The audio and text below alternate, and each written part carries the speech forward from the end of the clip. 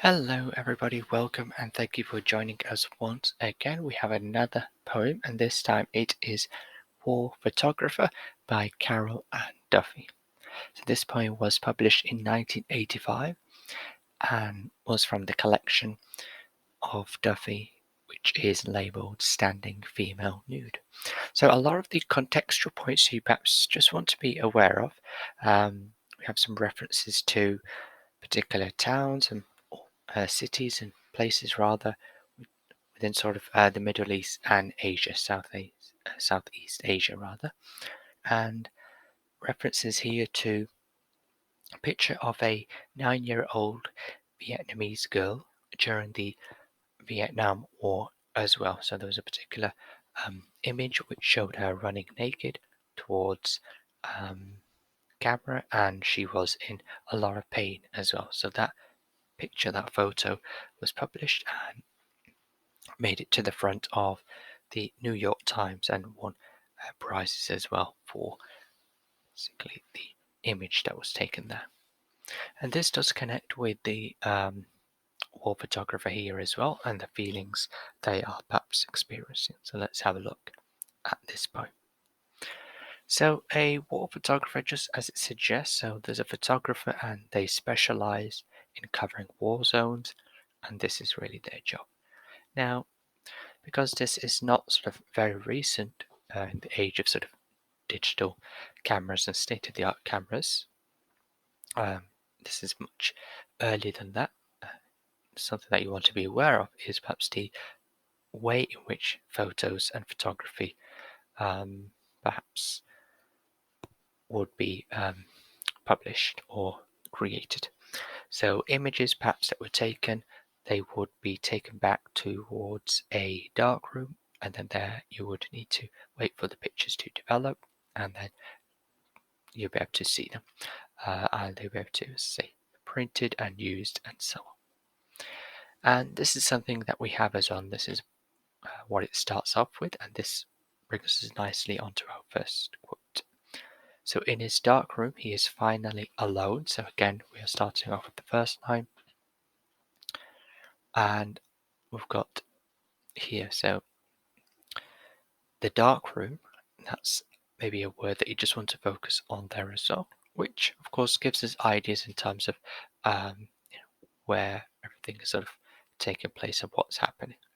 So it starts off with the dark room and allows us to see how he's really just out on his own. We can imagine it's going to be very secluded and not much lighting at all, as suggested by dark room, which also could be trying to indicate the nature of the photographs as well. That it's a very dark room as well because of the type of images that are being taken. For example, people crying and perhaps seeing how they are reacting to some of their family members dying alive. So, of course, he does remember the death of a man as well and the cries of his wife, and this is something that perhaps he's trying to make reference to here as well, in terms of a lot of the images perhaps that will be coming through will be dark. So, the next quote we can think about is he has a job to do.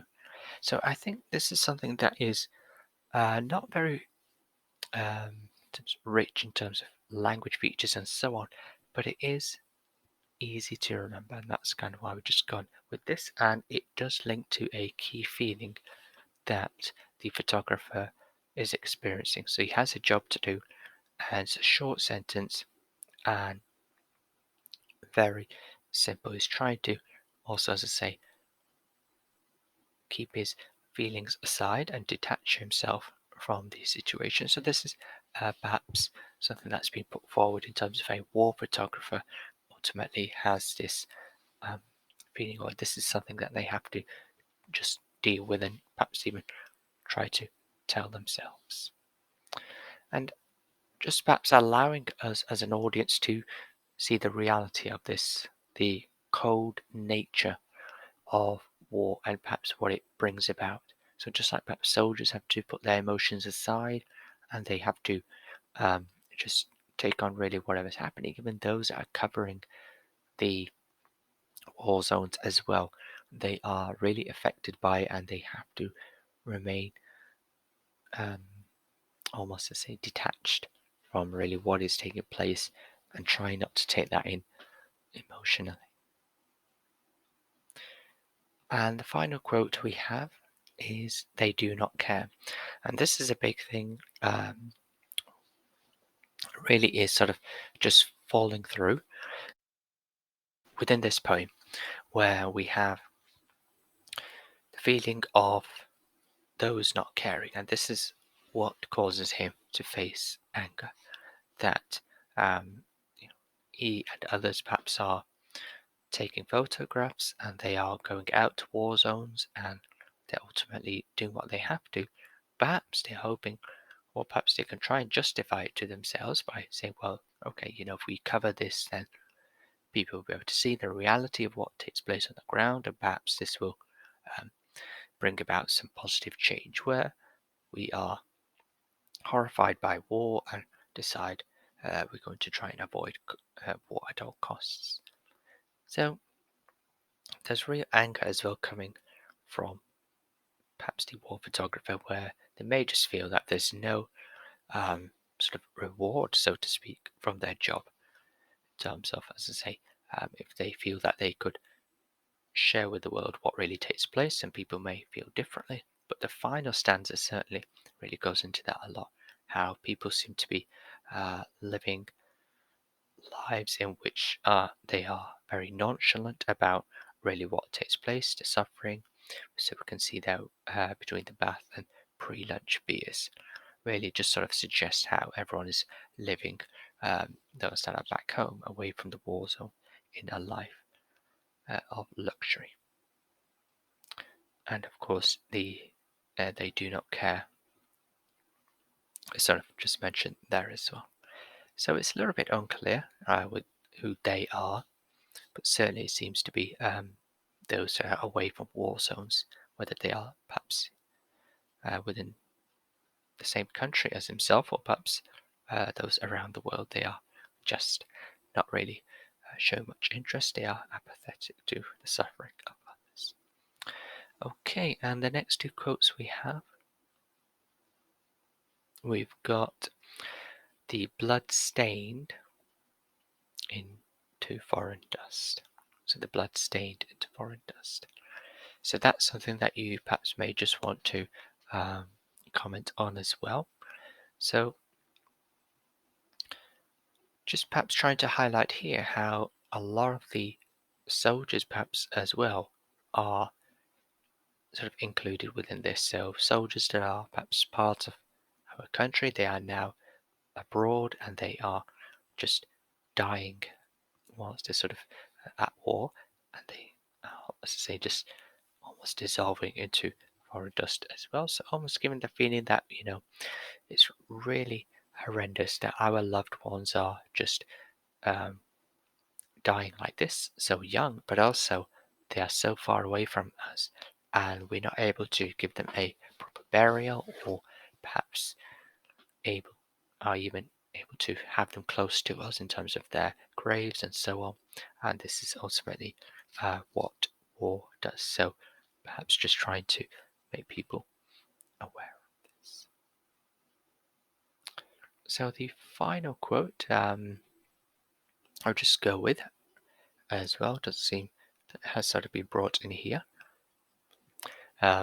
which is 100 agonies in black and white. So you can't see it in green at the moment, but line 19, this is a metaphor, quite emotive as well. So just describing the pictures. So 100 agonies as well in black and white. So making it very clear. And of course, in relation to the images as well, how they would come out, perhaps in black and white. But it also could be as well, the black and white, it's very clear that the people there are suffering. There's agony there because of war. Just to perhaps dispel any sort of ideas that, well, this is justified, or, the in the end, all that matters really is the results. And if some innocent lives are lost, and so be it. This is part of war, but just trying to just highlight how it's very clear people are suffering. There's lots of agony taking place as well, and given as well that there's no specific mention, it seems that both sides as well are suffering.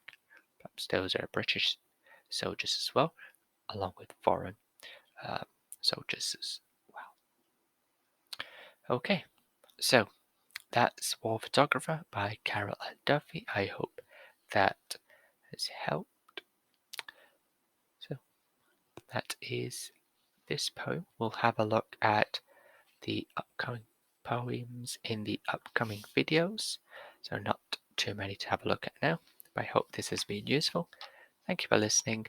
Take care and bye for now.